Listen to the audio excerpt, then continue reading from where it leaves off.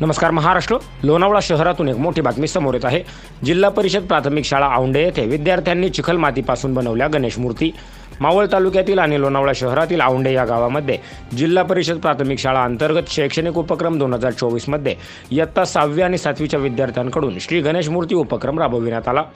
विद्यार्थ्यांच्या कलागुणांना प्रोत्साहन मिळण्यासाठी तसेच विद्यार्थ्यांच्या कलागुणांना वाव मिळण्यासाठी शाळेमध्ये विविध उपक्रमांचे वेळोवेळी आयोजन केले जाते. या उपक्रमांमध्ये शाळेतील विद्यार्थ्यांनी स्वसंकल्पनेतून अतिशय सुबक आणि सुंदर अशा गणेशाच्या मूर्ती बनवल्या.